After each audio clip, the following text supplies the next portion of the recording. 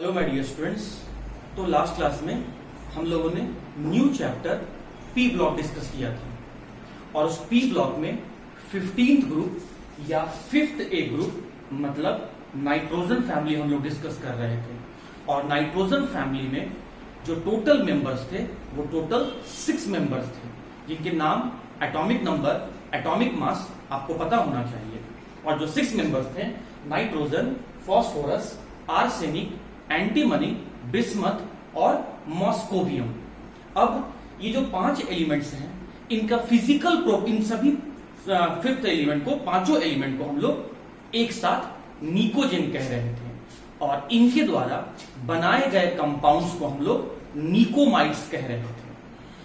अब ये जितने भी एलिमेंट हैं 5th ए और 15th ग्रुप में, इन सभी का फिजिकल प्रॉपर्टीज डिफरेंट है लेकिन केमिकल प्रॉपर्टीज सेम है। और केमिकल प्रॉपर्टीज सेम क्यों है? क्योंकि इन सभी के वैलेंस सेल में 5 इलेक्ट्रॉन है, मतलब सेम नंबर ऑफ इलेक्ट्रॉन है, इसीलिए इनका केमिकल प्रॉपर्टीज सेम है। लेकिन इनर सेल में इनके इलेक्ट्रॉन्स अलग अलग हैं या इनर सेल इलेक्ट्रॉन के नंबर में ये एक दूसरे से डिफरेंट हैं, इसीलिए इनका फिजिकल प्रॉपर्टीज डिफरेंट है। और हम लोग कुछ फिजिकल प्रॉपर्टीज डिस्कस किए थे, जहां हम लोग एटॉमिसिटी, उसके बाद डेंसिटी जैसा फिजिकल प्रॉपर्टीज हम लोगों ने डिस्कस किया था। अब स्टूडेंट, आपको यह भी पता है कि नाइट्रोजन और फास्फोरस नॉन मेटल है, आर्सेनिक और एंटीमनी मेटलॉइड है और बिस्मथ आपका मेटल है। नाइट्रोजन डाई एटॉमिक है, बचे हुए जितने भी एलिमेंट हैं वो सब टेट्रा एटॉमिक है, लेकिन एक्सेप्शनली जो बिस्मथ है वो आपका मोनो एटॉमिक है। डेंसिटी ऊपर से नीचे जाने पर लगातार रेगुलर इंक्रीज होते रहता है। आज हम लोग जो फिजिकल प्रॉपर्टीज पढ़ेंगे, that is atomic size, ionisation energy, electronegativity और कोवैलेंसी। आज का डिस्कस किया गया चारों फिजिकल प्रॉपर्टीज आपके exact board examination point of view से बहुत इंपॉर्टेंट है स्टूडेंट। तो आइए समझते हैं हम लोग। पहला जो आज का हम लोग का पॉइंट है वो है एटॉमिक साइज और एटॉमिक। तो हम लोग एटॉमिक साइज और एटॉमिक रेडियाई डिस्कस करने जा रहे हैं। हम लोग क्या करेंगे, इन जितने भी एलिमेंट्स हैं, मतलब निकोजेन का आपस में एटॉमिक साइज का डिफरेंस देखेंगे, एटॉमिक साइज के बीच का रिलेशन देखेंगे।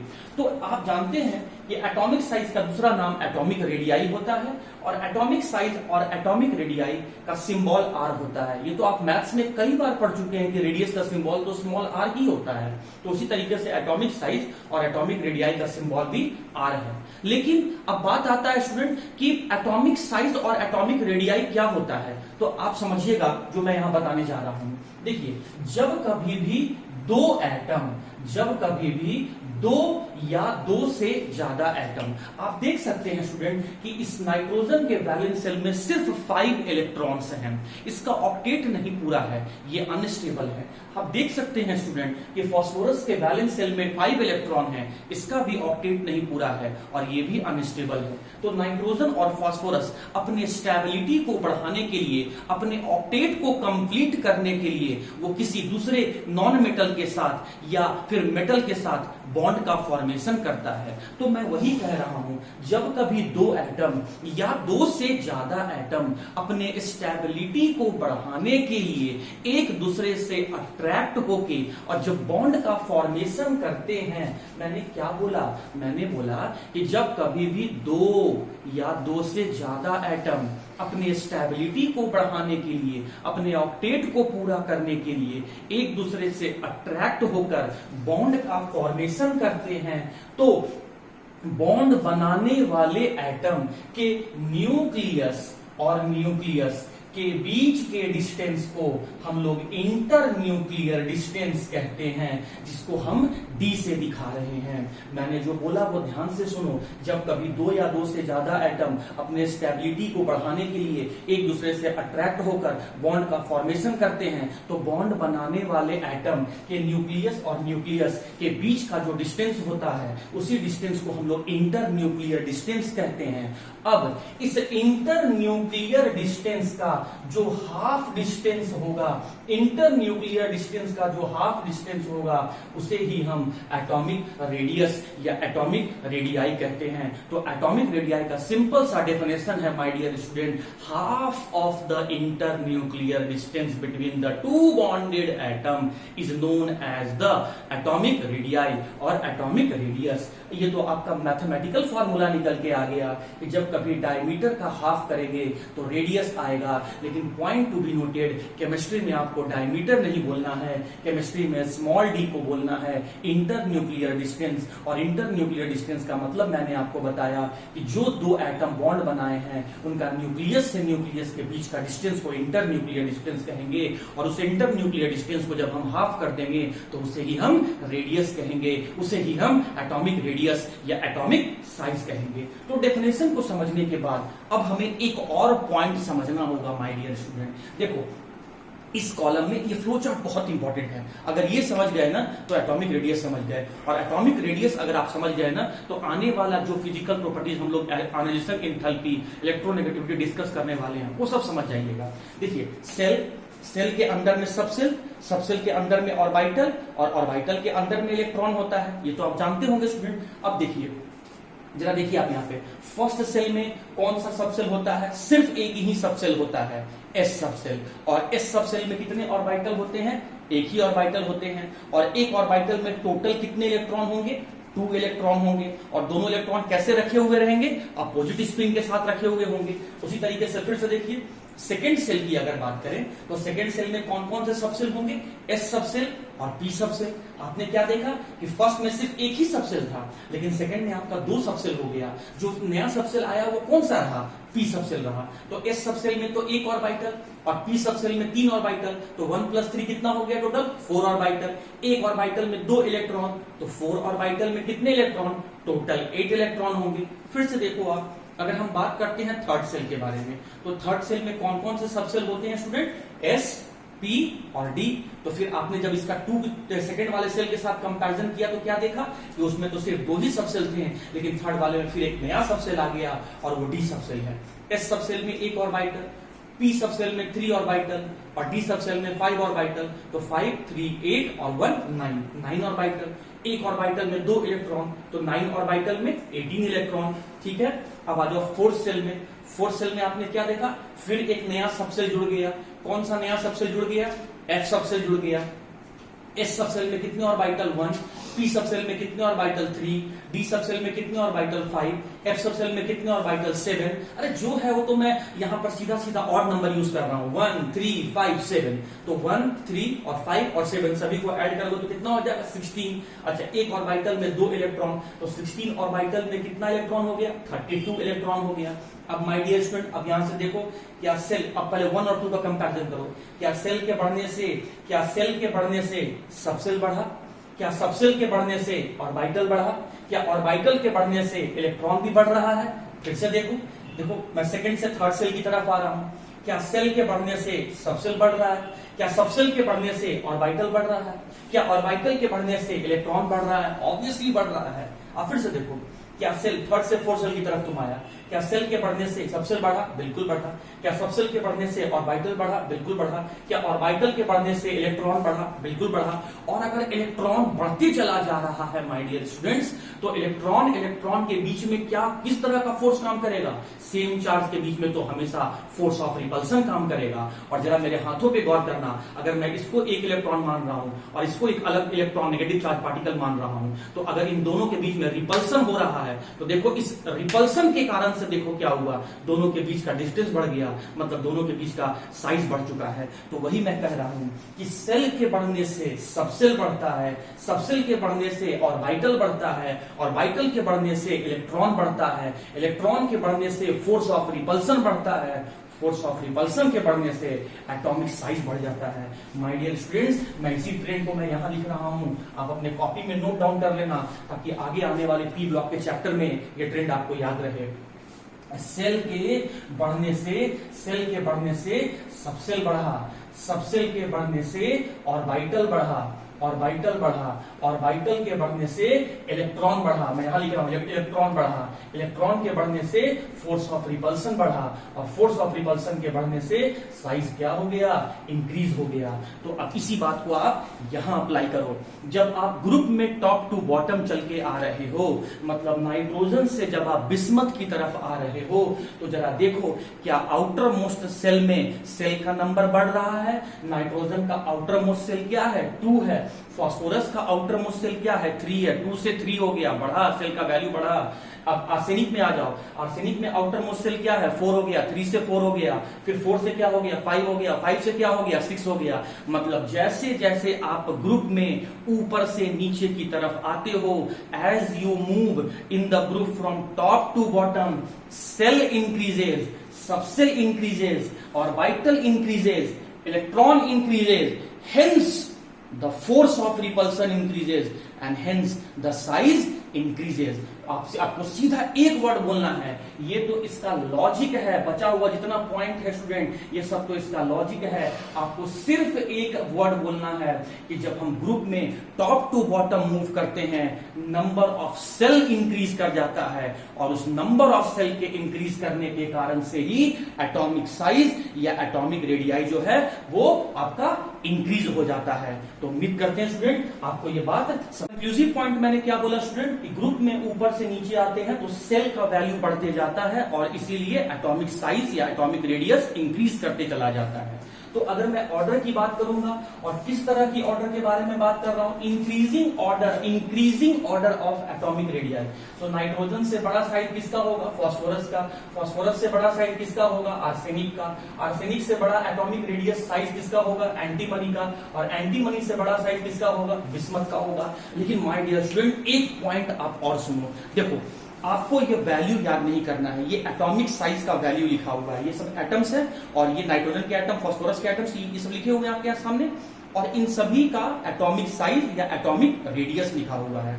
अब देखो इस बात को, आपको वैल्यू नहीं याद करना है, आपको ऑर्डर लेकिन जरूर से याद करना है। देखिए जब आप नाइट्रोजन से आप फास्फोरस की तरफ जा रहे हैं तो देखिए वैल्यू इंक्रीज कर रहा है, एटॉमिक रेडियस इंक्रीज कर रहा है, और कितना से इंक्रीज कर जा रहा है, 30 पिकोमीटर का डिफरेंस आ जा रहा है, 30 पिकोमीटर का डिफरेंस आ जा रहा है। लेकिन अब आप जब फास्फोरस से आर्सेनिक की तरफ आइए, जब आप फास्फोरस से आर्सेनिक की तरफ आ रहे हैं तो सिर्फ 11 पिकोमीटर साइज में इंक्रीज आ रहा है, और जब आप एंटीमनी से बिस्मथ की तरफ आ रहे हैं तो ये मात्र 7 पिकोमीटर से एटॉमिक साइज या एटॉमिक रेडियस बढ़ रहा है।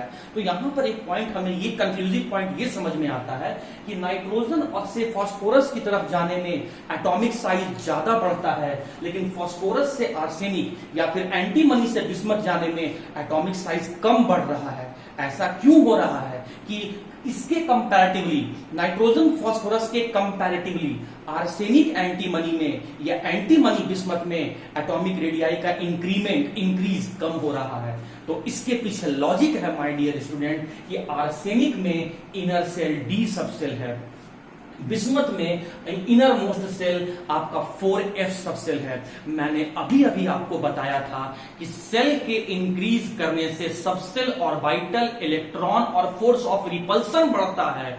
फोर्स ऑफ रिपल्सन जितना ज्यादा होगा एटॉमिक रेडियस उतना ज्यादा बढ़ेगा। अरे तुमको जितना जोर से हम धक्का देंगे तुम उतना पीछे, उतना दूर जाके गिरोगे। तुमको जितना धीरे से हम धक्का देंगे तुम उतना पीछे, उतना कम पीछे जाओगे। तो वो डिपेंड करता है कि मैं तुम्हारे ऊपर कितना फोर्स ऑफ रिपल्सन एक्सर्ट कर रहा हूं, अप्लाई कर रहा हूं।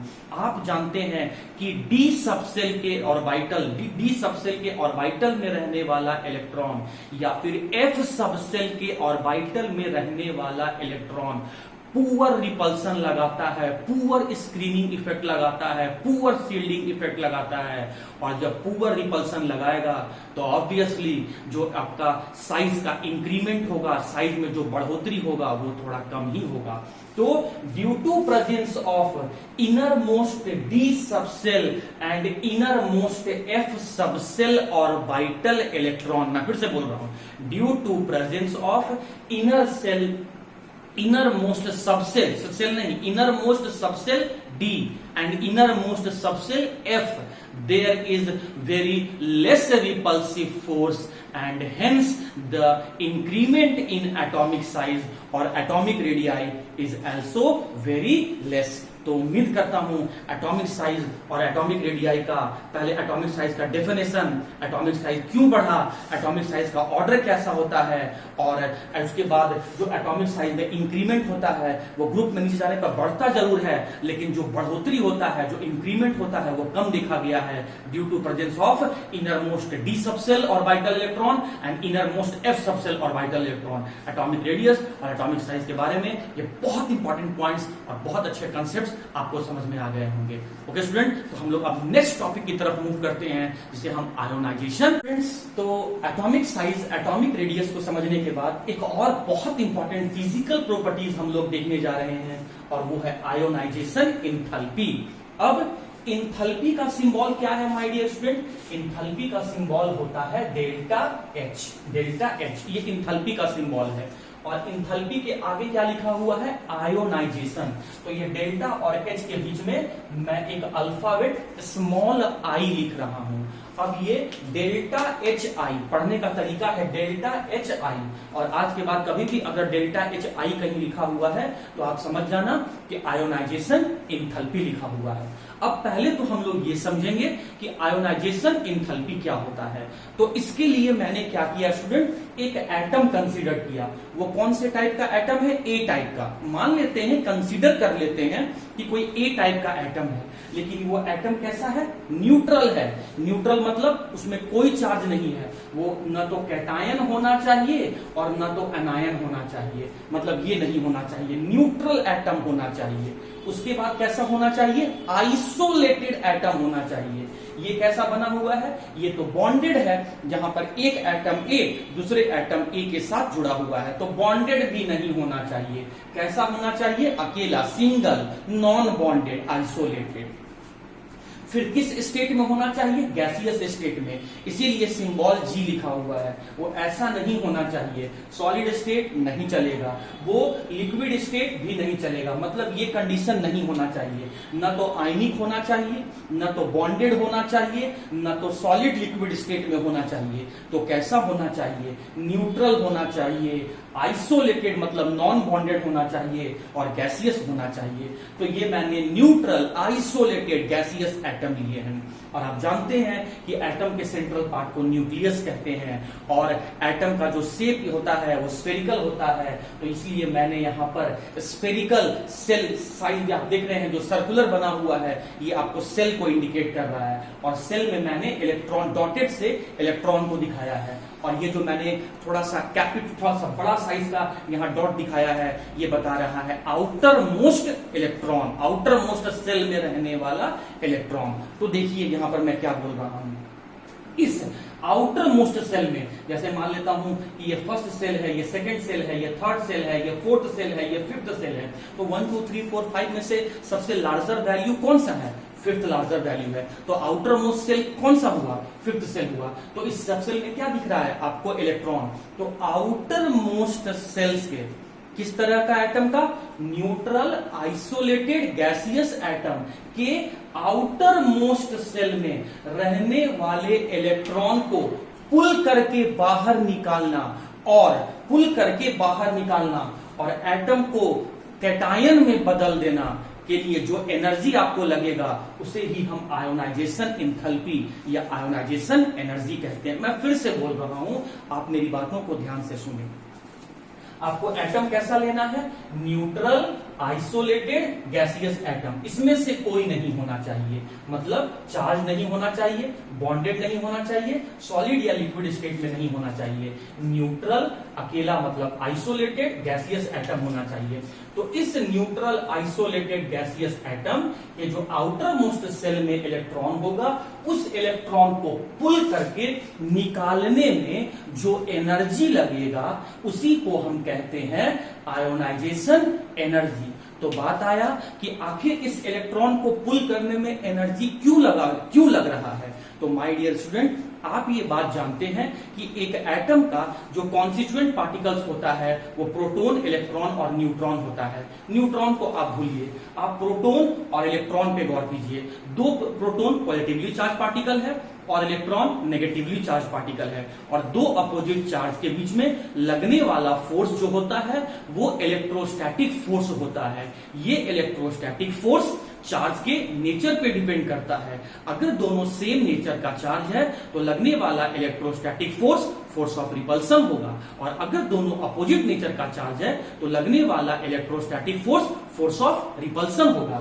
सिंस प्रोटॉन और इलेक्ट्रॉन अपोजिट नेचर का चार्ज है, इसीलिए इनके बीच में जो लगने वाला इलेक्ट्रोस्टैटिक फोर्स है वो फोर्स ऑफ अट्रैक्शन है। तो इस इलेक्ट्रॉन को अंदर की तरफ से न्यूक्लियस जो है या प्रोटॉन जो है वो इलेक्ट्रोस्टैटिक फोर्स से पकड़ के रखा हुआ है। तो इसीलिए उस इलेक्ट्रोस्टैटिक फोर्स को खत्म करने के लिए या उस इलेक्ट्रोस्टैटिक फोर्स को हटाने के लिए, नलीफाई करने के लिए आपको अपना एनर्जी लगाना पड़ रहा है इस आउटर मोस्ट सेल इलेक्ट्रॉन को बाहर निकालने के लिए। तो न्यूट्रल आइसोलेटेड गैसियस एटम के आउटर मोस्ट सेल से इलेक्ट्रॉन को निकालने में जो एनर्जी आपको लगेगा उसी एनर्जी को हम लोग आयोनाइजेशन एंथैल्पी कहते हैं। जब आप इलेक्ट्रॉन निकाल के बाहर करेंगे तो एटम जो है वो अपना एक इलेक्ट्रॉन लूज कर देगा। तो जब एटम अपना एक इलेक्ट्रॉन लूज कर देगा तो इस एटम के ऊपर एक पॉजिटिव चार्ज डेवलप हो जाएगा और वो कैटायन में बदल जाएगा। तो हम कहेंगे कि न्यूट्रल आइसोलेटेड गैसियस एटम को कैटायन में बदलने में, कैसे बदलने में, एक इलेक्ट्रॉन निकाल के एक कैटायन में बदलने में जो एनर्जी हमें लगता है उस एनर्जी को हम आयोनाइजेशन एनर्जी कहते हैं। उसके बाद स्टूडेंट इलेक्ट्रोस्टैटिक फोर्स जितना ज्यादा होगा हमें छुड़ाने के लिए एनर्जी या उस इलेक्ट्रॉन को बाहर निकालने के लिए एनर्जी उतना ज्यादा लगेगा। और बात अगर इलेक्ट्रोस्टैटिक फोर्स का, अगर यहाँ पर बात अगर इलेक्ट्रोस्टैटिक फोर्स का है तो इसका मतलब यहाँ पर कुलाम्स लॉ एप्लीकेबल होगा। और आपको पता होगा माय डियर स्टूडेंट कि कुलाम्स लॉ जो है वो कुलाम्स लॉ कहता है कि force is inversely proportional to the distance between the force is inversely proportional to the square of the distance between the charge। मतलब चार्ज के बीच का डिस्टेंस जितना ज्यादा होगा, चार्ज के बीच का डिस्टेंस जितना ज्यादा होगा, फोर्स ऑफ अट्रैक्शन उतना ही कम होगा। या फिर हम कह सकते हैं चार्ज के बीच का डिस्टेंस जितना कम होगा फोर्स ऑफ अट्रैक्शन उतना ही ज्यादा होगा। और ये साइज का ऑर्डर आप जानते हैं, और साइज का ऑर्डर अगर आप जानते हैं तो आपको लगने वाला फोर्स ऑफ अट्रैक्शन भी पता है, और अगर लगने वाला फोर्स ऑफ अट्रैक्शन आपको पता है तो आपको लगाने वाला आयोनाइजेशन एनर्जी का वैल्यू भी पता होगा। अभी अभी आपने कहा था कि ग्रुप में ऊपर से नीचे जाने पर साइज, एटॉमिक साइज बढ़ते चला जा रहा है। तो माय डियर स्टूडेंट, अगर एटॉमिक साइज बढ़ते चला जा रहा है, नाइट्रोजन से बिस्मथ की तरफ आने पर अगर एटॉमिक साइज बढ़ते चला जा रहा है तो इसका मतलब फोर्स ऑफ अट्रैक्शन कम होते चला जा रहा है, घटते चला जा रहा है। और फोर्स ऑफ अट्रैक्शन कम होते जा रहा है तो हमें इलेक्ट्रॉन को छुड़ाने में एनर्जी भी कम लगेगा। मतलब डेल्टा एच आई का वैल्यू भी जो होगा वो कम होगा। मतलब ग्रुप में ऊपर से नीचे आने पर आयोनाइजेशन एंथैल्पी डिक्रीज होते जाता है। क्यों आयोनाइजेशन एंथैल्पी डिक्रीज हुआ? क्योंकि एटॉमिक साइज या एटॉमिक रेडियस बढ़ा।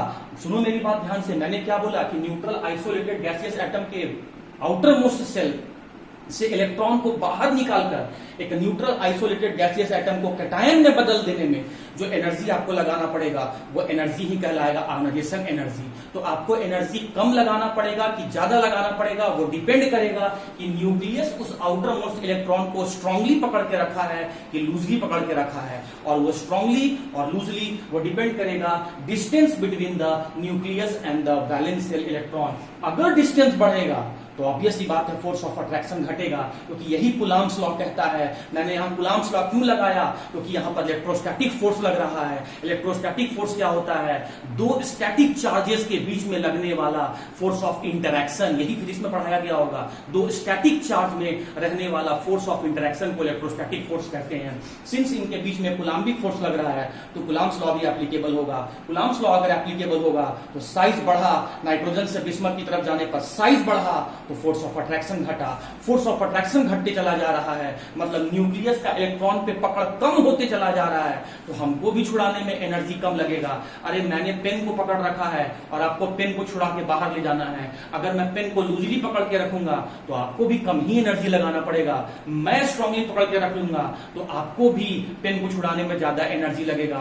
सिंस नाइट्रोजन से बिस्मथ की तरफ जाने पर साइज बढ़ रहा है, फोर्स ऑफ अट्रैक्शन घट रहा है, मतलब न्यूक्लियस का इलेक्ट्रॉन पे बाइंडिंग फोर्स कम होते जा रहा है, तो आपको छुड़ाने में एनर्जी भी कम लगेगा। तो जैसे जैसे ग्रुप में ऊपर के नीचे की तरफ गए साइज बढ़ा, इसीलिए आयोनाइजेशन एनर्जी आपका घटते चला जाता है, कम होते चला जाता है। तो अगर मैं आयोनाइजेशन इंथैल्पी का ऑर्डर लिखूंगा स्टूडेंट, अगर मैं आयोनाइजेशन इंथैल्पी का ऑर्डर लिखूंगा तो कम होते चला जा रहा है, तो इसका मतलब है कम होने का मतलब नाइट्रोजन का सबसे ज्यादा। अरे साइज का ऑर्डर क्या था, नाइट्रोजन से बड़ा फास्फोरस, उसके बड़ा आर्सेनिक, उससे बड़ा एंटीमनी और उससे बड़ा बिस्मथ, ये साइज का ऑर्डर था। तो साइज का उल्टा ऑर्डर है, यहाँ पर उल्टा ऑर्डर है, तो इसका मतलब नाइट्रोजन का आयोनाइजेशन एंथैल्पी ज्यादा, उसके बाद फास्फोरस का, उसके बाद आर्सेनिक का, उसके बाद एंटीमनी का, और सबसे कम एनर्जी आपको लगेगा बिस्मथ से इलेक्ट्रॉन निकालने में। ये है स्टूडेंट आयोनाइजेशन एंथैल्पी का ऑर्डर। तो उम्मीद करते हैं आयोनाइजेशन एंथैल्पी का ऑर्डर, आयोनाइजेशन एंथैल्पी का डेफिनेशन और आयोनाइजेशन एंथैल्पी क्यों घटते चला जा रहा है, कम होते चला जा रहा है, लॉजिकली आपको ये बात समझ में आ गया होगा दोनों point examination point of view से। तो हम लोग थर्ड फिजिकल प्रॉपर्टीज, आज का third physical properties electronegativity discuss करने वाले हैं। ये जो वर्ड इलेक्ट्रो है ये तो इलेक्ट्रॉन के लिए है, और नेगेटिव का मतलब होता है गेन करना। पहले तो आप ये जानिए कि इलेक्ट्रोनेगेटिविटी का सिंबल काई होता है, CHI, काई पढ़ते हैं, और इसको थोड़ा सा एक्स जैसा लिखते हैं, लेकिन एक्स में थोड़ा सा नीचे लाइन जो है थोड़ा और बढ़ा के लिखते हैं, तो काई पढ़ते हैं स्टूडेंट्स को। अब इलेक्ट्रोनेगेटिविटी क्या है, वर्ड में ही इसका मीनिंग छुपा होगा, इलेक्ट्रॉन को गेन करने का टेंडेंसी। लेकिन कब, शेयर किए गए इलेक्ट्रॉन को, मान लो एक एटम ए है और दूसरा एटम बी है, दोनों ने अपना अपना इलेक्ट्रॉन शेयर किया और शेयर करके यहां पर कोवैलेंट बॉन्ड का फॉर्मेशन किया। तो उसमें क्या हो रहा है स्टूडेंट कि ए जो है वो बी के शेयर किए गए इलेक्ट्रॉन को अपने तरफ पुल कर लिया, तो ये कुछ ऐसा दिखने लगेगा, ये कुछ ऐसा दिखने लगेगा कि ए की तरफ इलेक्ट्रॉन क्लाउड डेंसिटी ज्यादा हो जाएगा और बी की तरफ इलेक्ट्रॉन क्लाउड डेंसिटी कम हो जाएगा। सिंस बी की तरफ से इलेक्ट्रॉन डेंसिटी कम हो गया है तो बी के ऊपर पार्शियल पॉजिटिव चार्ज आ जाएगा, ए के ऊपर इलेक्ट्रॉन क्लाउड डेंसिटी ज्यादा हो गया है तो ए की तरफ पार्शियल नेगेटिव चार्ज का डेवलपमेंट हो जाएगा। तो शेयर किए गए इलेक्ट्रॉन को पुल करके गेन कर लेना, इसी प्रोसेस को हम लोग इलेक्ट्रोनेगेटिविटी कहते हैं। अब वही बात है student, net force of attraction जितना ज्यादा होगा या नॉन मेटालिक नेचर जितना ज्यादा होगा, इलेक्ट्रोनेगेटिविटी उतना ज्यादा होगा। अरे मेटल का तो स्वभाव इलेक्ट्रॉन को लूज करने का होता है, और नॉन मेटल का स्वभाव मतलब नेचर, बिहेवियर इलेक्ट्रॉन गेन करने का होता है। मैंने कल ही बताया था कि नाइट्रोजन और फास्फोरस नॉन मेटल हैं, एंटीमनी और बिस्मथ मेटलॉइड है, और बिस्मथ जो है वो मेटल है। इसका मतलब जब ग्रुप में आप ऊपर से नीचे आ रहे हैं तो मेटालिक नेचर बढ़ रहा है, मतलब इलेक्ट्रॉन को लूज करने का बिहेवियर और नेचर बढ़ रहा है, और इलेक्ट्रॉन को लूज करने का जब नेचर बढ़ रहा है तो इसका मतलब इलेक्ट्रॉन को गेन करने का नेचर घट रहा है। मैं फिर से बोल रहा हूं, जैसे जैसे हम ग्रुप में ऊपर से नीचे की तरफ आते हैं, metallic nature my dear student on moving from nitrogen to bismuth, nitrogen से बिस्मथ की तरफ आने पर मेटालिक बिहेवियर बढ़ता है, मतलब इलेक्ट्रॉन लूज करने का टेंडेंसी बढ़ता है। इसका मतलब इलेक्ट्रॉन गेन करने का टेंडेंसी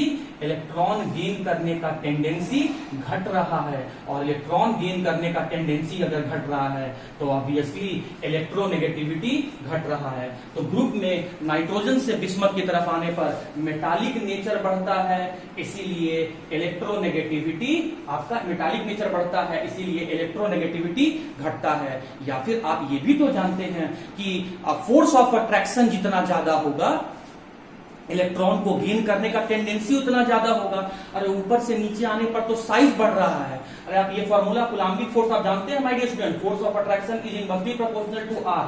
ऊपर से नीचे आने पर क्या हो रहा है, ग्रुप में नाइट्रोजन से बिस्मथ की तरफ आने पर क्या हो रहा है, साइज बढ़ रहा है, और साइज बढ़ रहा है तो फोर्स ऑफ अट्रैक्शन कम हो रहा है, तो न्यूक्लियस का फोर्स ऑफ अट्रैक्शन कम हो रहा है, तो इसका मतलब इलेक्ट्रॉन गेन करने का टेंडेंसी घटते चला जा रहा है। तो सीधा सीधा हम लोग कह सकते हैं कि नाइट्रोजन से बिस्मथ आने पर साइज बढ़ते चला जा रहा है या फिर मेटालिक नेचर बढ़ते चला जा रहा है, साइज बढ़ते चला जा रहा है या फिर मेटालिक नेचर बढ़ते चला जा रहा है, और इसी कारण से इलेक्ट्रॉन को गेन करने का टेंडेंसी घटते चला जा रहा है, और इसीलिए इलेक्ट्रोनेगेटिविटी घटते चला जा रहा है। तो इलेक्ट्रोनेगेटिविटी कम होते जा रहा है, तो इलेक्ट्रोनेगेटिविटी का ऑर्डर क्या होगा, ऑर्डर होगा सबसे ज्यादा नाइट्रोजन का, उसके बाद फास्फोरस का, उसके बाद आर्सेनिक का, उसके बाद एंटीमनी का, और ये लगभग एंटीमनी और बिस्मथ का जो इलेक्ट्रोनेगेटिविटी का वैल्यू होता है ये सेम होता है। इन दोनों का इलेक्ट्रोनेगेटिविटी का वैल्यू 1.9 होता है। इसका आपका जानते होंगे स्टूडेंट कि नाइट्रोजन का आपका 3 होता है, फास्फोरस का आपका 2.1 होता है। आपको वैल्यू नहीं याद रखना है, आपको सिर्फ ऑर्डर याद रखना है, और ऑर्डर के साथ साथ आपको रीजन याद रखना है कि ग्रुप में ऊपर से नीचे आने पर एटॉमिक साइज बढ़ा, मेटालिक नेचर बढ़ा, इलेक्ट्रॉन लूज करने का बिहेवियर बढ़ा, लेकिन इलेक्ट्रॉन गेन करने का नेचर घटते चला जा रहा है, और इसीलिए इलेक्ट्रोनेगेटिविटी जो है वो आपका घटते चला जा रहा है। तो एटॉमिक रेडियस, आयोनाइजेशन एनर्जी और इलेक्ट्रोनेगेटिविटी, ये 3 मैंने बता दिया। 2 प्रॉपर्टी और है, एक कोवैलेंसी और एक है आपका ऑक्सीडेशन स्टेट। तो आइए ओके माय डियर स्टूडेंट्स, तो हम लोग अब नेक्स्ट फिजिकल प्रॉपर्टीज कोवैलेंसी देखने जा रहे हैं। बहुत इंपॉर्टेंट है, आगे चैप्टर में अगर आप आज कोवैलेंसी नहीं समझे तो आगे आने वाले चैप्टर में स्ट्रक्चर में बहुत दिक्कत आने लगेगा आपको। तो आइए समझते हैं कोवैलेंसी। मैंने जो डीपीपी दिया था बहुत सारा स्टूडेंट सॉल्व करके भेजा है, अच्छी बात है, लेकिन उन बहुत सारे स्टूडेंट में कोवैलेंसी जैसा टर्म गलत लिख दिए हैं आप लोग। अब उसको समझिए कि आप लोगों से क्या गलती हुआ कोवैलेंसी को पता करने में, आपने कोवैलेंसी कैसे गलत लिख दिया। पहले तो समझते हैं कि कोवैलेंसी का मतलब क्या होता है। Number of bond formed by an atom, किसी भी एटम के द्वारा कितना बॉन्ड बनाया गया है। देखो पूरा पढ़ो, number of bond form by atom in a molecule. एक मॉलिक्यूल में, एक मॉलिक्यूल के अंदर में किसी भी एटम के द्वारा टोटल कितना बॉन्ड बनाया गया है वही कहलाता है कोवैलेंसी। अगर किसी एटम ने, जैसे देखो माय डियर स्टूडेंट, यहां पर अमोनिया, अमोनिया में नाइट्रोजन कितना बॉन्ड बनाया है, 3 बॉन्ड, तो नाइट्रोजन का कोवैलेंसी इस मॉलिक्यूल में कितना है, 3 है। अब यहां पर देखो अमोनियम, अमोनियम ये है आपका अमोनिया, ये है आपका अमोनियम, और स्टूडेंट ये है आपका एमीन, ये एमीन, ये अमोनिया, ये अमोनियम। मैं तीनों में, एमीन में, अमोनिया में और अमोनियम में नाइट्रोजन का कोवैलेंसी जानना चाहता हूं। तो यहां नाइट्रोजन 2 बॉन्ड बनाया है तो नाइट्रोजन का कोवैलेंसी 2, यहां नाइट्रोजन 3 बॉन्ड बनाया है तो नाइट्रोजन का कोवैलेंसी 3, यहां नाइट्रोजन 4 बॉन्ड बनाया है इसीलिए कोवैलेंसी 4, और मैक्सिमम नाइट्रोजन का कोवैलेंसी 4 ही होता है। आप 3 लिख दिए हैं आंसर में, ये गलत है। कैसे होता है, कैसे बॉन्ड बनाया, आइए देखते हैं स्टूडेंट। मैक्सिमम कोवैलेंसी नाइट्रोजन का 4 कैसे है, आइए देखते हैं इस बात को। देखिए, जैसा कि इलेक्ट्रॉनिक कॉन्फ़िगरेशन लिखने के बाद आप ये बात को ऑब्जर्व कर पा रहे हैं, देख पा रहे हैं कि नाइट्रोजन के वैलेंस शेल में 5 इलेक्ट्रॉन है, और इसीलिए नाइट्रोजन का ऑक्टेट पूरा नहीं है और नाइट्रोजन अनस्टेबल है। अनस्टेबिलिटी को हटाने के लिए, अपने स्टेबिलिटी को बढ़ाने के लिए नाइट्रोजन बॉन्ड फॉर्मेशन करेगा। तो बॉन्ड फॉर्मेशन करने के लिए वो किस किस इलेक्ट्रॉन को पार्टिसिपेट करवाएगा, एस के इलेक्ट्रॉन को और पी के इलेक्ट्रॉन को। एस और पी क्या है, सबसेल। एस सबसेल में कितना ऑर्बिटल, 1 ऑर्बिटल। ये किसके लिए लिख रहा हूं मैं, नाइट्रोजन के लिए। एस सबसेल में 1 ऑर्बिटल, और पी सबसेल में कितना ऑर्बिटल, 3 ऑर्बिटल। अब देखो यहाँ पर एस सबसेल के अंदर में कितना इलेक्ट्रॉन है, 2 इलेक्ट्रॉन है, ये 2s वाला बता रहा है। उसके बाद ये 2p को मैंने बनाया है, और इस 2p में कितना इलेक्ट्रॉन है, 3 इलेक्ट्रॉन है। अब देखो मैं यहां दिखाया यहाँ पे। अब होता क्या है स्टूडेंट कि नाइट्रोजन ये अपना 3 अनपेयर्ड इलेक्ट्रॉन को यूज करता है। जैसे ये देखिए मैं यहां पर लिखा नाइट्रोजन। अब नाइट्रोजन अपना 2p का एक इलेक्ट्रॉन, 2p का दूसरा इलेक्ट्रॉन और 2p का तीसरा इलेक्ट्रॉन, 3 इलेक्ट्रॉन शेयर किया। हाइड्रोजन 3 हाइड्रोजन आया और अपना एकक इलेक्ट्रॉन हाइड्रोजन अपना शेयर किया। और इस तरीके से देख सकते हैं कि नाइट्रोजन और हाइड्रोजन के बीच में ये 3 बॉन्ड बन गया और इस तरीके से अमोनिया में कोवैलेंसी 3 होता है। लेकिन माय डियर स्टूडेंट, ये जो 2s में रहने वाला 2 इलेक्ट्रॉन है, नाइट्रोजन इसको किसी के साथ शेयर नहीं किया। ये 2 इलेक्ट्रॉन, ये एक पेयर ऑफ इलेक्ट्रॉन अनशेयर्ड रह गया। और जब ये एक पेयर ऑफ इलेक्ट्रॉन अनशेयर्ड रह गया तो इसी को हम लोग लोन पेयर कहते हैं। अब होगा क्या, जब ये अमोनिया प्रोटॉन के साथ H+ के साथ बॉन्ड बनाने जाएगा तो हाइड्रोजन के पास तो एक ही इलेक्ट्रॉन होता है क्योंकि उसका एटॉमिक नंबर 1 है। तो वो हाइड्रोजन का क्या हुआ है, वो एक इलेक्ट्रॉन भी लूज कर दिया है, इसीलिए H+ के फॉर्म में है। तो उस कंडीशन में क्या होगा, नाइट्रोजन अपना ये जो लोन पेयर है 2s में रहने वाला 2 इलेक्ट्रॉन है, वो पूरा का पूरा इलेक्ट्रॉन इसको डोनेट कर देगा और इस तरीके से इस 2 इलेक्ट्रॉन के कारण से इन दोनों के बीच में बॉन्ड का फॉर्मेशन होगा। और बॉन्ड का फॉर्मेशन हो जाएगा तो ये कुछ इस तरीके से दिखने लगेगा। ये देखिए, ये कुछ इस तरीके से दिखने लगेगा। नाइट्रोजन को देना सिर्फ एक इलेक्ट्रॉन था, लेकिन नाइट्रोजन ने अपना दोनों इलेक्ट्रॉन दे दिया, एक ज्यादा इलेक्ट्रॉन दे दिया और इसीलिए यहां पर नाइट्रोजन के ऊपर में पॉजिटिव चार्ज का फॉर्मेशन हो गया। तो सिंस नाइट्रोजन अपने 2s में रहने वाला एक जोड़ा इलेक्ट्रॉन को, 2 इलेक्ट्रॉन को या लोन पेयर ऑफ इलेक्ट्रॉन को इन्वॉल्व करा देता है बॉन्डिंग में, इसीलिए नाइट्रोजन का मैक्सिमम कोवैलेंसी 4 होता है। मैं फिर से कह रहा हूं, 99% स्टूडेंट ये बात सोचते हैं कि नाइट्रोजन का कोवैलेंसी सिर्फ 3 होता है, लेकिन माय डियर स्टूडेंट ये गलत है। नाइट्रोजन का मैक्सिमम कोवैलेंसी 4 होता है। नाइट्रोजन एक मॉलिक्यूल के अंदर में मैक्सिमम 4 ही बॉन्ड बना सकता है। वो 4 बॉन्ड कैसे बनाता है, 2p में रहने वाला 3 इलेक्ट्रॉन को यूज करके ये 3 बॉन्ड बनाता है, लेकिन 2s में रहने वाला 2 इलेक्ट्रॉन मतलब लोन पेयर को डोनेट करके भी वो एक एक्स्ट्रा बॉन्ड बनाता है, जैसे अमोनियम आयन एग्जाम्पल के तौर पर है। और इस तरीके से नाइट्रोजन का कोवैलेंसी यहां पर 4 होता है, जिसे मैं यहां पर लिख दे रहा हूं। नाइट्रोजन का मैक्सिमम कोवैलेंसी 4 होता है। ये बात आप याद करके यहां पर रखेंगे स्टूडेंट। तो आइए, ओके स्टूडेंट्स, तो ध्यान दीजिएगा, थोड़ा सा अपने नोट्स में करेक्शन कर लीजिएगा कि नाइट्रोजन का मैक्सिमम कोवैलेंसी 4, लेकिन फास्फोरस, आर्सेनिक और एंटीमनी का मैक्सिमम कोवैलेंसी 5 होता है। तो आइए देखते हैं कैसे बाकी लोग का आपका जो कोवैलेंसी है वो 5 होता है। जैसे एग्जांपल के तौर पे बात करेंगे तो फास्फोरस PCl5 भी बनाता है, PCl5 भी बनाता है। तो इसका मतलब यहाँ पर फास्फोरस का मैक्सिमम कोवैलेंसी कितना दिख रहा है, 5 दिख रहा है। तो बात आया स्टूडेंट कि फास्फोरस का मैक्सिमम कोवैलेंसी 5 कैसे हुआ।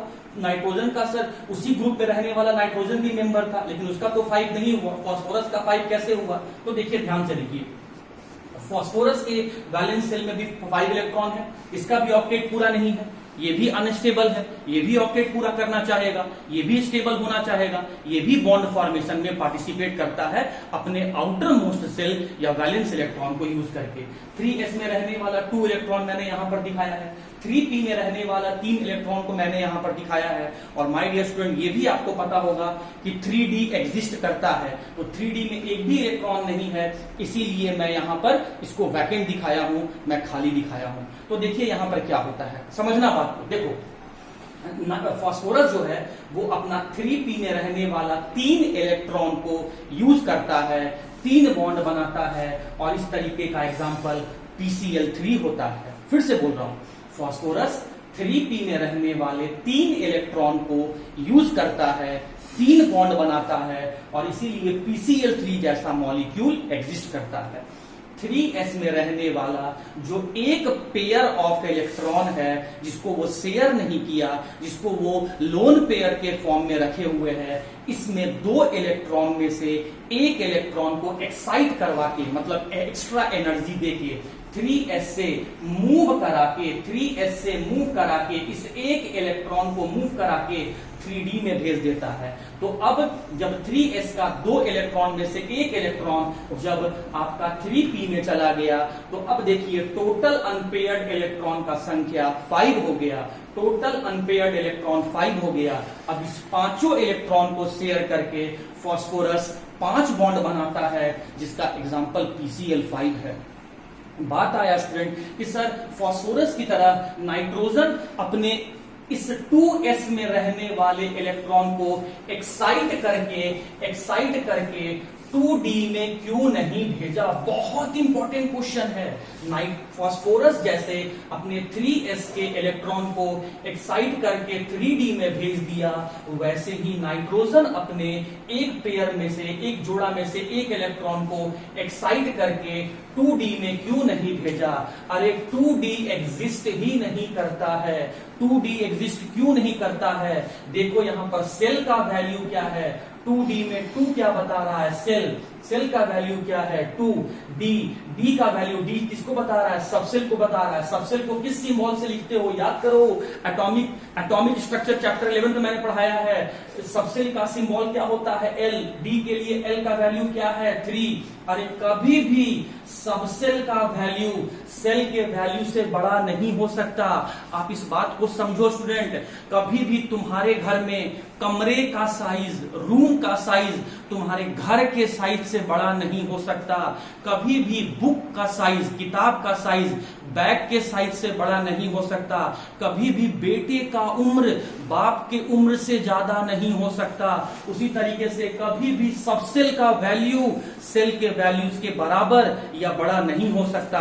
यहां पर डी के लिए एल का वैल्यू 2 होता है स्टूडेंट। तो यहां पर क्या देख रहे हैं? सेल और सबसेल दोनों का वैल्यू सेम हो गया, इसीलिए 2d एग्जिस्ट नहीं करता है। अरे जब 2d है ही नहीं, अरे ऑर्बिटल है ही नहीं, तो ये इलेक्ट्रॉन को एक्साइट करके कहां भेजेगा?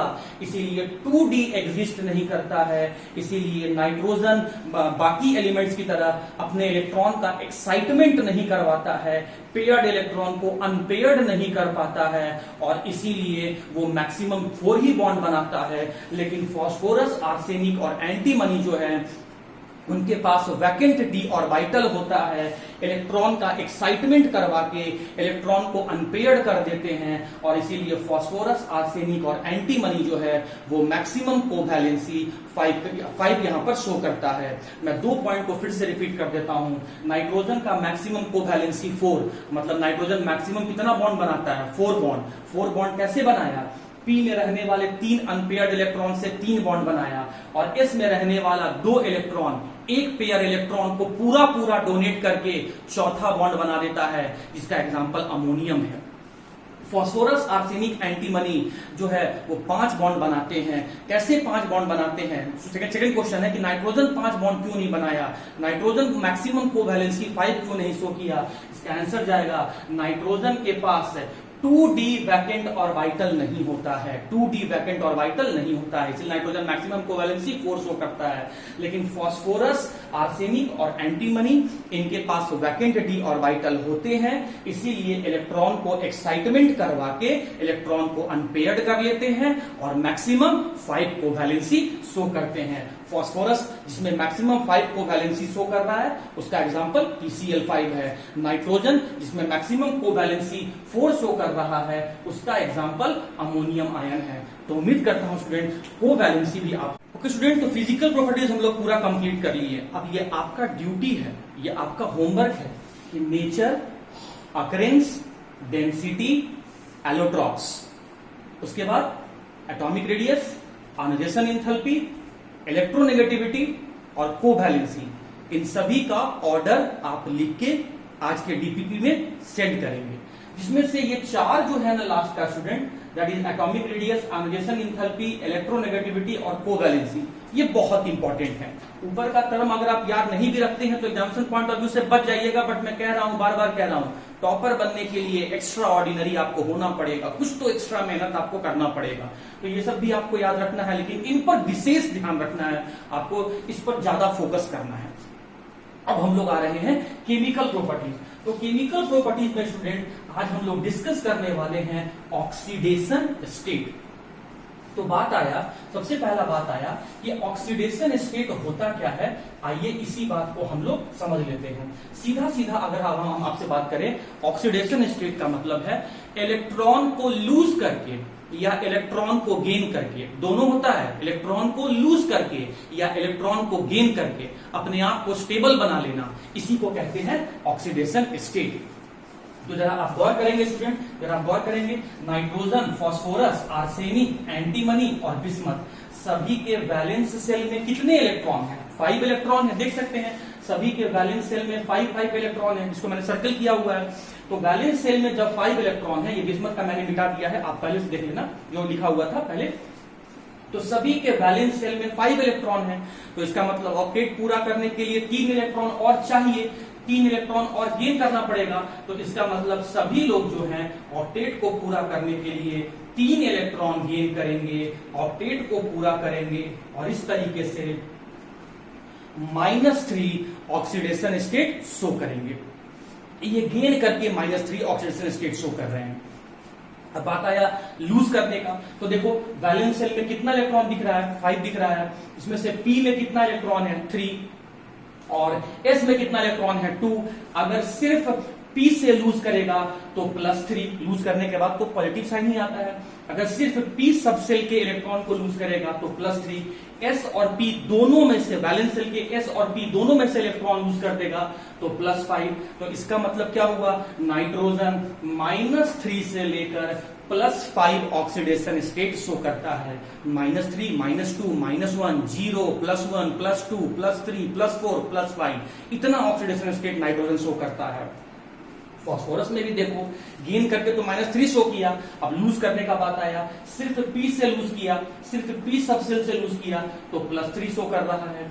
s और p दोनों से लूज किया तो ये भी +5 शो कर रहा है। एग्जैक्टली उसी तरीके से आर्सेनिक और एंटीमनी का भी होगा, उसी तरीके से आर्सेनिक और एंटीमनी का भी होगा, उसी तरीके से बिस्मथ और आपका यहाँ पर बिस्मथ का भी +3 और +5 होगा। लेकिन यहां से एक बात आपको याद रखना है, पहले तो आपको ये याद रखना है कि ऑक्सीडेशन स्टेट का मतलब क्या होता है।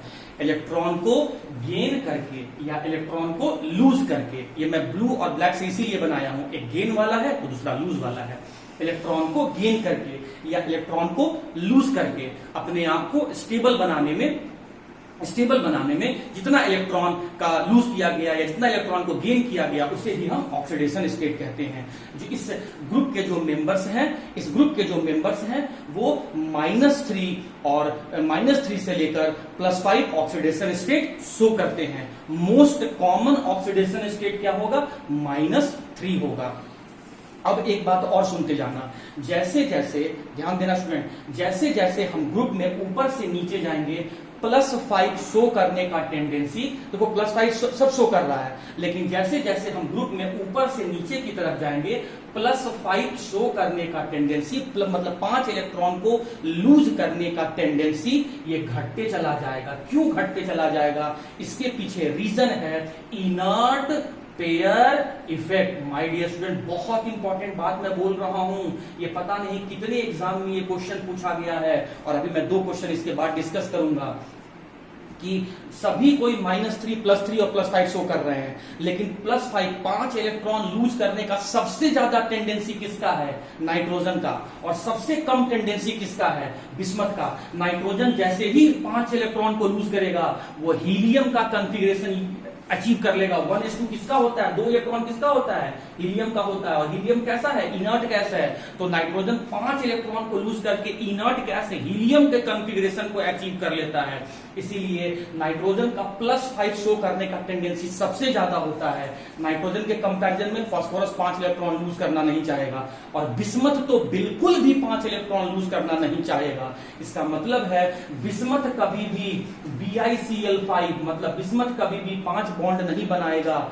BiCl5 कभी नहीं बनता है, क्योंकि बिस्मथ 5 इलेक्ट्रॉन लूज करना नहीं चाहता है। बिस्मथ 5 इलेक्ट्रॉन क्यों लूज करना नहीं चाहता है? या ग्रुप में ऊपर से नीचे आने पर 5 इलेक्ट्रॉन लूज करने का टेंडेंसी कम क्यों हो जाता है? +5 ऑक्सीडेशन स्टेट शो करने का टेंडेंसी कम क्यों हो जाता है? उसका एक वर्ड में आंसर है inert pair effect. Inert pair effect क्या होता है? देखो, पेयर का मतलब होता है एक जोड़ा, एक जोड़ा का मतलब होता है दो इलेक्ट्रॉन, और दो इलेक्ट्रॉन होता है एस सबसेल। एस सबसेल में रहने वाला इलेक्ट्रॉन बॉन्डिंग में पार्टिसिपेट नहीं करता है, इसीलिए एस सबसेल के इलेक्ट्रॉन लूज नहीं होते हैं, और यही कहलाता है इनर्ट पेयर इफेक्ट। मैं फिर से कह रहा हूं, इनर्ट पेयर इफेक्ट का मतलब होता है एस सबसेल में रहने वाला इलेक्ट्रॉन बॉन्डिंग में पार्टिसिपेट नहीं करता है, उसे ही हम इनर्ट पेयर इफेक्ट कहते हैं। बात आया इनर्ट पेयर इफेक्ट बिस्मथ में ही क्यों लगा, नाइट्रोजन में क्यों नहीं अप्लाई हुआ? इसके पीछे रीजन के लिए आप बिस्मथ का इलेक्ट्रॉनिक कॉन्फ़िगरेशन देखें। अगर आप बिस्मथ का इलेक्ट्रॉनिक कॉन्फ़िगरेशन देखेंगे तो ये हो जाएगा जेनॉन, ये हो जाएगा स्टूडेंट, माय डियर स्टूडेंट ध्यान से देखना, ये हो जाएगा 4F14, और उसके बाद हो जाएगा आपका 6S2, और ये हो जाएगा 6P3। जेनॉन का एटॉमिक नंबर 54 और 14 68, उसके बाद 5D10 68 और 10 कितना हो गया 78 और 2 कितना हो गया 80 और 3 कितना हो गया 83। अब देखो यहां पर मैं क्या बोल रहा हूं कि बिस्मथ के एस सबसेल के इलेक्ट्रॉन बॉन्डिंग में पार्टिसिपेट नहीं करते हैं, उसके पीछे रीजन है लैंथेनाइड कॉन्ट्रैक्शन। बिस्मथ के एस सबसेल के इलेक्ट्रॉन बॉन्डिंग में क्यों नहीं पार्टिसिपेट किए? बिस्मथ इनर्ट पेयर इफेक्ट क्यों शो किया? लैंथेनाइड कॉन्ट्रैक्शन के कारण से। लैंथेनाइड कॉन्ट्रैक्शन क्या होता है? 4F subshell electron, 4F subshell में रहने वाला इलेक्ट्रॉन, 4F सबसेल में रहने वाला इलेक्ट्रॉन आउटर सेल इलेक्ट्रॉन के ऊपर, फोर्थ सेल में 4F सबसेल में रहने वाला इलेक्ट्रॉन आउटर सेल इलेक्ट्रॉन के ऊपर कम रिपल्सन लगाता है। इस कम रिपल्सन लगाने के कारण से जेड इफेक्टिव बढ़ जाता है। जेड इफेक्टिव क्या होता है? Net force of attraction. तुम पहले नेट फोर्स ऑफ अट्रैक्शन समझो, पहले तुम जेड इफेक्टिव समझो। मैं एक लाइन में समझाने का कोशिश कर रहा हूं। जैसे तुमने मुझे 1000 रुपए फीस दिया, मैंने तुम्हें 200 रिटर्न कर दिया, तो नेट कितना निकल के आया? नेट 800 निकल के आया। तुमने मुझे 1000 दिया, बदले में मैंने तुम्हें 200 रिटर्न कर दिया, तो नेट अभी 800 तुम्हारे तरफ, मतलब तुम हमको नेट 800 दिया है। उसी तरीके से स्टूडेंट न्यूक्लियस भी इलेक्ट्रॉन के ऊपर अट्रैक्शन फोर्स लगाता है, और अंदर में रहने वाला सब इलेक्ट्रॉन जो है उस वैलेंस इलेक्ट्रॉन के ऊपर फोर्स ऑफ रिपल्सन लगाता है। अगर इलेक्ट्रॉन कम रिपल्सन लगाएगा तो nucleus net force of attraction जो है वो न्यूक्लियस का बढ़ जाएगा। इस बात को ऐसे समझो, मेरे और तुम्हारे बीच में यहां इलेक्ट्रॉन है, यहां पर इलेक्ट्रॉन है, ठीक है। मैं न्यूक्लियस हूं, मैं उस आउटर मोस्ट इलेक्ट्रॉन को पुल कर रहा हूं, और अंदर में रहने वाला इलेक्ट्रॉन जो है उस आउटर इलेक्ट्रॉन को रिपल्सन लगा रहा है। मैं पुल कर रहा हूं और बाकी सब रिपल्सन लगा रहा है उस आउटर इलेक्ट्रॉन के ऊपर। अगर बाकी सब जो रिपल्सन लगा रहा है वो कम होगा, तो इसका मतलब मेरा नेट फोर्स ऑफ अट्रैक्शन होगा वो तो बढ़ जाएगा। अगर बाकी सब 3 न्यूटन का फोर्स लगा रहा है और मैं 5 न्यूटन का फोर्स लगा रहा हूं, तो 2 न्यूटन का फोर्स एक्स्ट्रा लगा, 2 न्यूटन का अट्रैक्शन फोर्स ज्यादा लगा। यही बात यहां पर होता है कि बिस्मथ में लैंथेनाइड कॉन्ट्रैक्शन होता है, मतलब 4F में रहने वाला इलेक्ट्रॉन जो है वो आउटर इलेक्ट्रॉन पर, 6S वाले इलेक्ट्रॉन पर कम रिपल्सन लगाता है, जिसके कारण से 6S में रहने वाले इलेक्ट्रॉन को न्यूक्लियस स्ट्रांगली पकड़ के रख लेता है, मतलब जेड इफेक्टिव बढ़ जाता है। 2 वर्ड को मैं जोड़ने जा रहा हूं। बिस्मथ में लैंथेनाइड कॉन्ट्रैक्शन होता है, इस लैंथेनाइड कॉन्ट्रैक्शन होने के कारण से Z effective net force of attraction बढ़ जाता है, इसीलिए 6S में रहने वाला इलेक्ट्रॉन बॉन्डिंग में पार्टिसिपेट नहीं करता है, सिर्फ 6P में रहने वाला इलेक्ट्रॉन पार्टिसिपेट करता है। तो इसका मतलब बिस्मथ जो है वो +5 ऑक्सीडेशन स्टेट नहीं शो करता है, वो सिर्फ -3 के अलावा +3 शो करता है। और सिर्फ +3 क्यों शो किया? Inert pair effect. Inert pair effect क्या हुआ? एस सबसेल में रहने वाला इलेक्ट्रॉन बॉन्डिंग में पार्टिसिपेट नहीं करता है। क्यों नहीं पार्टिसिपेट करता है? क्योंकि बिस्मथ में लैंथेनाइड कॉन्ट्रैक्शन होता है। ये क्या होता है? 4F में रहने वाला इलेक्ट्रॉन 6S में रहने वाले इलेक्ट्रॉन पे कम रिपल्सन लगाता है, जिसके कारण से जेड इफेक्टिव बढ़ जाता है, न्यूक्लियस का फोर्स ऑफ अट्रैक्शन बढ़ जाता है। इसीलिए S में रहने वाला इलेक्ट्रॉन बॉन्डिंग में भाग नहीं लेता है, सिर्फ 6P में रहने वाला इलेक्ट्रॉन बॉन्डिंग में भाग लेता है। 6P में 3 इलेक्ट्रॉन होता है, इसलिए बिस्मथ 3 इलेक्ट्रॉन लूज करता है, इसीलिए bismuth bismuth +3 oxidation state show करता है, और यही वजह है कि बिस्मथ कभी भी 5 बॉन्ड नहीं बनाएगा, बिस्मथ आपका सिर्फ 3 बॉन्ड बनाएगा, BiCl5 इसीलिए एग्जिस्ट नहीं करता है। और रीजन एक वर्ड में बोलना होगा तो आप बोलेंगे इनर्ट पेयर। तो दो इंपॉर्टेंट क्वेश्चन जो कि एकेडमिक पॉइंट ऑफ व्यू से और कॉम्पिटिटिव पॉइंट ऑफ व्यू से बहुत इंपॉर्टेंट है, प्लीज मेरी बातों को ध्यान से सुनना। इन दो क्वेश्चन है, which of the following do not exist, इन दोनों में से कौन सा एग्जिस्ट नहीं करता है। यहाँ क्या दिखा हुआ है, बिस्मथ 5 बॉन्ड बनाया है, यहाँ क्या दिखा रहा है, बिस्मथ 3 बॉन्ड बनाया है, लेकिन बिस्मथ मैक्सिमम कितना बॉन्ड बनाता है, सिर्फ 3 बॉन्ड बनाता है। बिस्मथ कभी भी 5 बॉन्ड नहीं बनाता है, मतलब BiCl5 एग्जिस्ट नहीं करेगा। रीजन क्या बताओगे, इनर्ट पेयर इफेक्ट। क्या होता है ये मैंने अभी आपको समझा दिया। सेकंड क्वेश्चन आ जाओ, इसमें से कौन सा एग्जिस्ट नहीं करेगा। तो नाइट्रोजन मैक्सिमम कितना बॉन्ड बनाता है, 4 बॉन्ड बनाता है। यहाँ कितना बॉन्ड बनाया है, 3 बॉन्ड बनाया है, मतलब ये तो होगा। यहाँ कितना बॉन्ड बनाया है, 3 बॉन्ड बनाया है, मतलब ये भी बनेगा। यहाँ कितना बॉन्ड बनाया है, 5 बॉन्ड बना दिया है, और नाइट्रोजन 5 बॉन्ड नहीं बनाता है, मतलब ये एग्जिस्ट नहीं करेगा। यहाँ कितना बॉन्ड बनाया है, 3 बॉन्ड बनाया है। तो इन तीनों में आप देख सकते हैं, फर्स्ट ऑप्शन, सेकेंड ऑप्शन और फोर्थ ऑप्शन, इन तीनों में नाइट्रोजन 3 बॉन्ड बनाया है, तो इसीलिए एग्जिस्ट कर रहा है। नाइट्रोजन मैक्सिमम कितना बॉन्ड बना सकता है, 4 बॉन्ड। अब बात आया कि सर नाइट्रोजन में इनर्ट पेयर इफेक्ट लगता है क्या, नहीं स्टूडेंट। आप देखिए, ये रहा नाइट्रोजन का यहाँ पर इलेक्ट्रॉनिक कॉन्फ़िगरेशन। क्या इनर सेल में कहीं भी डी या एफ लिखा हुआ दिख रहा है, नहीं लिख रहा है। इसका मतलब नाइट्रोजन में इनर्ट पेयर इफेक्ट तो नहीं लगता है। अब जब नाइट्रोजन में इनर्ट पेयर इफेक्ट लग ही नहीं रहा है, तो फिर नाइट्रोजन 5 बॉन्ड क्यों नहीं बना रहा है। जब नाइट्रोजन 5 इलेक्ट्रॉन अपना लूज कर सकता है, तो नाइट्रोजन 5 बॉन्ड क्यों नहीं बना रहा है। तो माय डियर स्टूडेंट, आप एक बात बताओ कि 5वां बॉन्ड बनाने के लिए उसको इस 2s में रहने वाले पेयर्ड इलेक्ट्रॉन को अनपेयर्ड करना होगा, और अनपेयर करने के लिए इसमें से एक इलेक्ट्रॉन को उठा के 2d में करना होगा, लेकिन 2d तो एग्जिस्ट ही नहीं करता है, इसीलिए नाइट्रोजन इलेक्ट्रॉन को अनपेयर नहीं कर पाता है। अगर इसको इलेक्ट्रॉन देना होगा तो दोनों इलेक्ट्रॉन एक साथ देना होगा, तो एक बॉन्ड यहां से बना लेता है और 3 बॉन्ड यहां से बना लेता है, और इसीलिए मैक्सिमम नाइट्रोजन जो है वो 4 बॉन्ड बनाता है। तो यहां से क्वेश्चन आया कि नाइट्रोजन पेंटाहैलाइड क्यों नहीं बनाया। अरे ब्रोमाइड है ना, ब्रोमाइड भी तो हैलोजन है ना। तो nitrogen, 2 question very very important, nitrogen pentahalide क्यों नहीं बनाता है। ग्रुप में सबसे ऊपर रहने वाला नाइट्रोजन 5 बॉन्ड क्यों नहीं बनाया, पेंटाहैलाइड क्यों नहीं बनाया, क्योंकि नाइट्रोजन के पास वैकेंट 2d ऑर्बिटल नहीं होता है। ग्रुप में सबसे नीचे रहने वाला बिस्मथ 5 बॉन्ड क्यों नहीं बनाया, जबकि उसके पास तो वैकेंट d ऑर्बिटल है, क्योंकि वहां पर बिस्मथ के पास इनर्ट पेयर इफेक्ट एप्लीकेबल हो जाता है। तो उम्मीद करता हूं आज का बहुत इंपॉर्टेंट और कंसेप्चुअल टॉपिक आपको समझ में आ गया होगा, और मैं जब होमवर्क दिया आज के लिए स्टूडेंट, वो आप बनाएं और वो मुझे भेजें। फिर भी कोई डाउट रह गया है, वीडियो को एक बार फिर से देखें, फिर भी समझ में नहीं आता है तो आप मुझे कॉल करके एक प्रॉपर टाइम में पूछ सकते हैं। तो उम्मीद करता हूं आज का लेक्चर आप लोगों ने बहुत अच्छे से एंजॉय किया होगा।